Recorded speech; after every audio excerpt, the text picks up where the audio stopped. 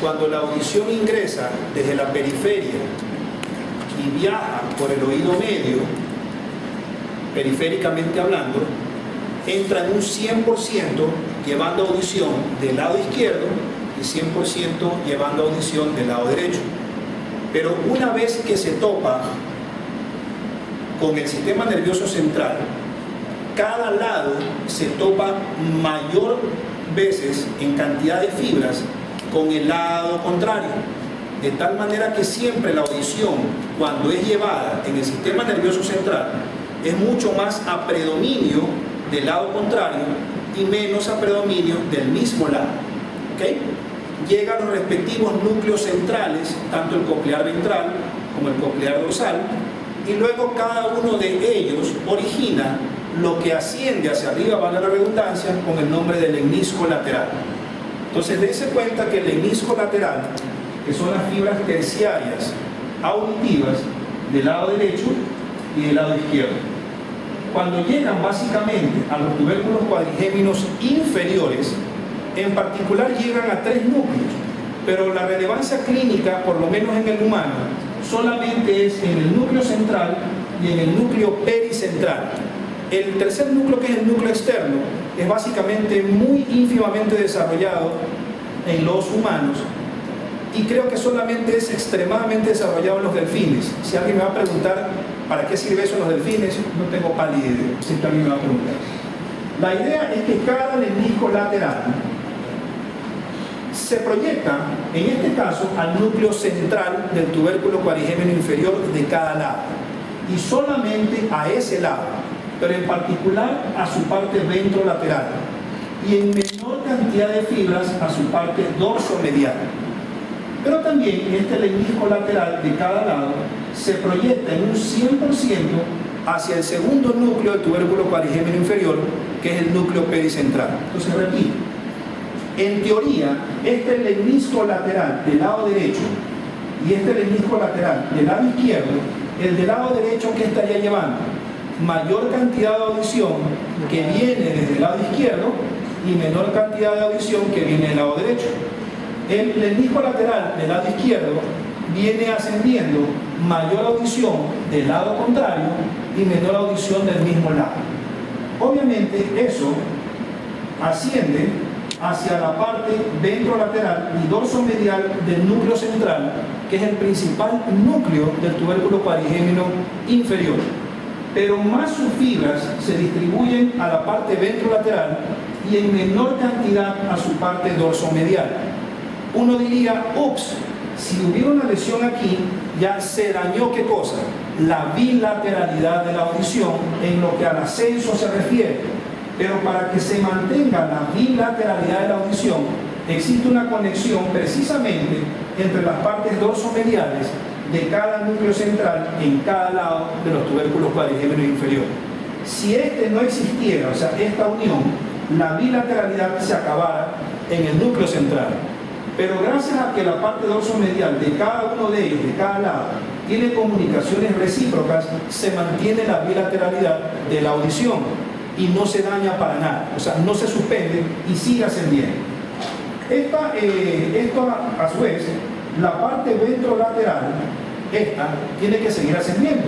Y esta parte ventrolateral tiene conexiones del mismo lado y exactamente matemáticas. No se va a olvidar nunca con este gráfico. La parte ventrolateral se comunica directamente solamente con la parte ventral, pero de este cuerpo geniculado medial que ya está en el tálamo. En cambio, la parte dorsomedial del núcleo central y el núcleo pericentral se distribuyen a la parte dorsal del cuerpo geniculado medial. Luego, esta parte de aquí, la ventral, solamente la ventral, se comunica con la corteza auditiva primaria.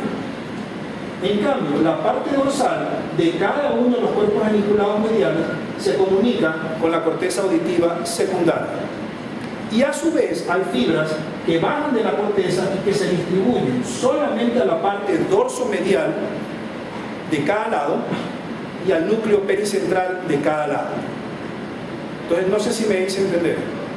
Repito, el lemnisco lateral de cada lado permite el ascenso de la audición siempre a predominio del lado y menos a predominio del mismo lado. En ese sentido se mantiene la bilateralidad.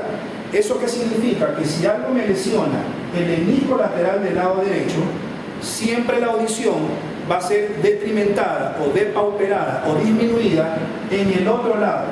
Pero incluso quizás esa lesión del lado derecho sea intrascendente. ¿Por qué razón? Porque en el otro lado está también subiendo las que vienen de ese mismo lado. Por lo tanto, para que una lesión del sistema nervioso central, en lo que al puente se refiere, provoque sordera total, la lesión tendría que ser bilateral. Pero una lesión en el lado derecho, uno diría, ok, me produce sordera en el oído izquierdo, pero es intrascendente, es casi notorio. Es más, el paciente no lo nota, a no ser que se haga un examen tipo audiometría. Pero mientras no se lo haga, el paciente nunca se va a dar cuenta de eso, jamás se da cuenta. ¿Por qué razón? Porque en el otro lado también están subiendo las fibras que vienen del otro lado. Por lo tanto, la disminución de la audición en una lesión unilateral central en el puente son realmente intrascendentes. Tendría que tener tronco de lesión, tanto derecha como izquierda, para que la audición quede cero. Y eso es casi imposible. Lo mismo sucede acá arriba. Si una persona tiene una lesión de la corteza temporal superior, o sea, de la corteza auditiva primaria, imaginémonos en el lado derecho, ustedes dirán, el tipo está sordo al lado izquierdo, nada que ver, nunca se va a dar cuenta. Pero si las dos cortezas están dañadas, ahí sí la sordera es absoluta. Por lo tanto, las lesiones centrales, en lo que a audición se refiere, son casi irrelevantes en su clínica. Pero no es lo mismo con las lesiones periféricas. O sea, si alguien viene y me pega un patazo en el oído medio y me lesiona o me inflama el nervio coclear, me quedé sordo de por vida. Pero en cambio, si el nervio ya entró a los núcleos, probablemente nunca pase de una mínima sordera que quizás sea intrascendente clínicamente hablando. Bueno, sí. El disco lateral de cada lado asciende hacia el núcleo central y al núcleo pericentral de los tubérculos parigémenos inferiores. Este menisco lateral se proyecta en su mayor cantidad de fibras hacia la parte ventrolateral y en menor cantidad de fibras hacia la parte dorsomedial. Pero uno diría, aquí se acaba la bilateralidad auditiva. No, porque entre las dos partes dorsomediales, que son las que menos fibras reciben, resulta que entre ambos hay un puente recíproco que lo une el izquierdo con el derecho y el derecho con el izquierdo. Por lo tanto, se mantiene la bilateralidad auditiva. A su vez, esta parte ventrolateral se comunica con la parte ventral de los cuerpos geniculados mediales. En cambio, la parte dorsomedial y el núcleo pericentral con la parte dorsal de los cuerpos geniculados mediales de cada lado y solamente de ese lado. Y luego, cada parte ventral de los cuerpos geniculados mediales internos se comunica con la corteza auditiva primaria y la parte dorsal de cada lado con la corteza auditiva secundaria. Cuando esto llega aquí, la corteza lo recibe y tiene que mandar eferencias que son córtico-tectales. Esas fibras córtico-tectales se distribuyen ¿a dónde? Todas hacia el núcleo pericentral y hacia la parte dorsomedial del núcleo central. ¿Sí? ¿Entendido? Creo que sí. El gráfico es bastante explícito. Ok. Sigamos. ¿Y qué más era? Me falta el patético.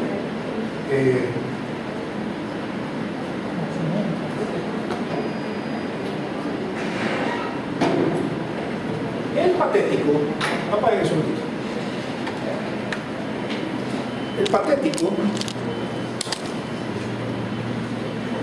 es un nervio pendejamente complejo. ¿Cuáles son los músculos orbitarios? O los músculos extraoculares. Tenemos el músculo recto superior, tenemos el músculo recto inferior, tenemos el músculo recto externo, tenemos el músculo recto interno, tenemos el músculo oblicuo inferior y tenemos el músculo oblicuo superior y el elevador del párpado superior. ¿Sí? Todos estos de aquí, el elevador del párpado superior, el recto superior, el recto inferior, el recto externo, el recto interno y el oblicuo inferior se proyectan siempre por delante del eje de rotación del globo ocular.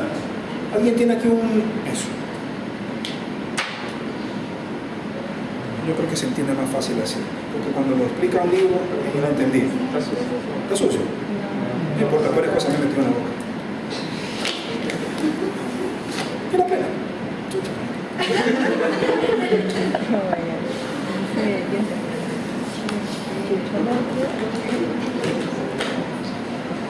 Ya se sintió el formulario. Bueno, ahí. Este es el ojo. ¿Ya? Un ojo. Imagínense todos los músculos en su trayectoria para entrar en la órbita. Todos vienen recto superior, por delante, recto inferior, recto externo, recto interno, elevador. Pero todos por delante del eje de rotación. Y el eje de rotación sería hacer esto. En todos los ángulos y situaciones posibles, transversal, sagitalmente, como ustedes lo quieran poner. O sea, eje de rotación significa rotar sobre su propio eje. Hacer esto, para arriba, para abajo, para afuera, para adentro, para acá, como ustedes quieran. Eso es eje de rotación. Todos los músculos, con excepción del oblicuo superior o mayor, llegan por delante del eje de rotación de la órbita. Pero resulta que el oblicuo mayor lo hace por detrás del eje de rotación de la órbita. Esa tonta llegada hace que el músculo actúe de una forma súper contradictoria. Y es de la siguiente manera. ¿Sí me entendieron eso del eje de rotación? O sea, mientras todos van así, arriba, abajo, afuera, adentro, bla, bla, bla, el otro lo que hace es, llega por detrás. Y lo que hace es, se topa con una especie como de tróclea, que es tejido conectivo, que es como un... ¿cómo se llama esto? No es bisagra. Polea, eso. Como una poleita, y el tipo está viniendo por encima. Pero cuando se topa con la polea, utiliza la polea y se inserta por detrás. De tal manera que en vez de hacer lo que debería hacer, que es tirar el ojo para arriba, lo que hace es cuando activa o se activa, tira el ojo para abajo. ¿Sí? Es bien tonta la forma como actúa. Y hace las siguientes modalidades de movimiento. Es un aducto depresor,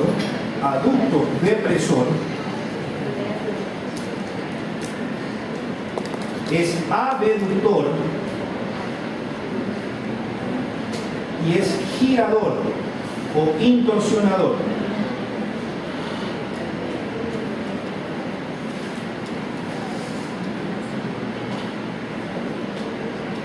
Entonces, las funciones por separado son estas tres. Es aducto depresor, es abductor y es girador, o mejor dicho, intorsionador. Cuando se combinan las tres actividades, esa combinación se puede decir que produce los siguientes movimientos que son súper complejos.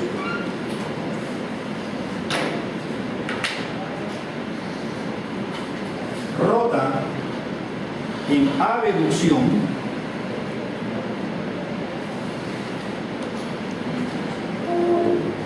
y deprime en aducción. Entonces repito, por aislado el músculo tiene tres funciones. Mire que repito, por aislado el músculo tiene tres funciones. Miren que repito, por aislado el músculo tiene tres funciones. Es un aducto depresor, es abductor y es girador, o mejor dicho, intorsionador. Pero cuando combino los dos de los tres, o los tres, en realidad es rotador en abducción y depresor en aducción. Empecemos con el rotador en abducción. ¿Qué significa rotar en abducción? Sencillamente intorsionar o girar el ojo, tanto derecho como izquierdo. Entonces imaginémonos que este es el ojo derecho y este es el ojo izquierdo. El propósito de rotar en abducción es con el propósito de llevar cada globo ocular hacia la línea media, o sea, hacia la línea nasal. Entonces quiero hacer este movimiento. Mis ojos rotar hacia la derecha y regresar hacia la izquierda. Pero al rotar mis ojos de la línea media o central o primaria hacia la derecha, estoy haciendo ¿qué cosa con mi ojo derecho? Lo estoy abduciendo, pero también lo estoy girando, porque lo voy a girar. Pero el ojo izquierdo, ¿qué está haciendo? Está aduciendo, pero también está girando. Termino de girarlo hacia el lado contrario y el ojo derecho, ¿qué hace? Se va hacia la línea media o nasal, pero el ojo izquierdo se va hacia afuera, separándose ¿de dónde? De la línea media o línea nasal. Entonces el globo ocular comienza a intorsionar el derecho o a rotar y se coloca ahí y ahí. Está haciendo eso. ¿Sí? Sigo rotándolo y lo pongo acá y lo pongo acá y sigo ¿qué cosa? Rotándolo e intorsionándolo aquí al derecho, de tal manera que llevo el globo ocular derecho al lado izquierdo, pero el globo ocular izquierdo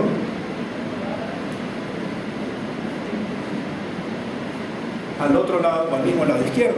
Entonces, ¿qué hice con el globo ocular derecho? Lo intorsioné, pero en relación al ojo derecho, lo estoy intorsionando siguiendo las manecillas del reloj. ¿Sí? Utilizando ¿a quién? Al oblicuo mayor del globo ocular derecho. Pero en cambio, si hago lo mismo que acabé de dibujar con el globo ocular izquierdo, lo estoy intorsionando al globo ocular izquierdo, pero en el sentido contrario al de las manecillas del reloj. El derecho en el sentido de las manecillas del reloj, el izquierdo en el sentido contrario de las manecillas del reloj. A eso se le llama rotar en abducción, porque mientras lo estoy abduciendo el globo ocular derecho, lo termino por rotar hacia adentro. Lo roto mientras lo estoy abduciendo, con el propósito de, al girarlo, terminar por intorsionarlo y llevar el globo ocular derecho, siguiendo las manecillas del reloj, hacia la línea media nasal. Y en relación al globo ocular izquierdo, llevándolo a la línea media nasal, pero en el sentido contrario a las manecillas del reloj. Creo que está súper entendido. Ok. Y el otro es deprimir en aducción. Deprimir. Deprimir significa llevar hacia abajo. En aducción. Entonces le digo al fulano, imaginémonos que este es el ojo derecho y este es el ojo izquierdo. Entonces le digo que se ponga en mirada primaria. Mirada primaria significa mirada central, o sea, los estoy viendo ustedes, bla, bla, bla. Entonces le digo, dirija su mirada hacia la derecha. Al dirigirlo a la derecha, el globo ocular abduce y el globo ocular izquierdo aduce. Este abduce hacia afuera, valga la redundancia, utilizando el recto externo, y este aduce, valga la redundancia, hacia adentro, utilizando el recto interno. ¿Sí o no? Sí. Pero si le digo que mire hacia la derecha, pero hacia abajo,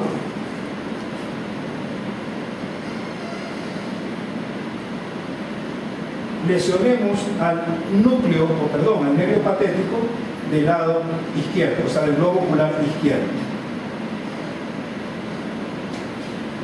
Sí puede hacer esto, o sea, dirigirlo hacia la derecha y hacia abajo, pero el de acá solamente lo puede aducir hacia adentro, valga la redundancia, pero no lo puede dirigir hacia abajo.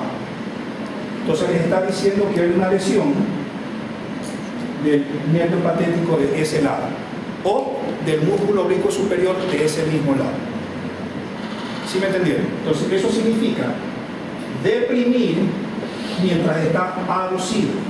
Cuando lo aduce, utiliza el recto interno, pero para una vez aducido, llevarlo hacia abajo, tiene que utilizar al mismo recto interno para mantenerlo en aducción, pero necesita el oblicuo superior de ese mismo lado para llevarlo hacia abajo. Si no lo hace, solamente se mantiene la acción del recto interno, o sea, a expensas del motor ocular común, pero si el patético está dañado, no lo puede, ¿qué cosa? Deprimir mientras el ojo está hacia adentro. Sencillo, creo que sí me entendieron. Sí, ok. Cerebro.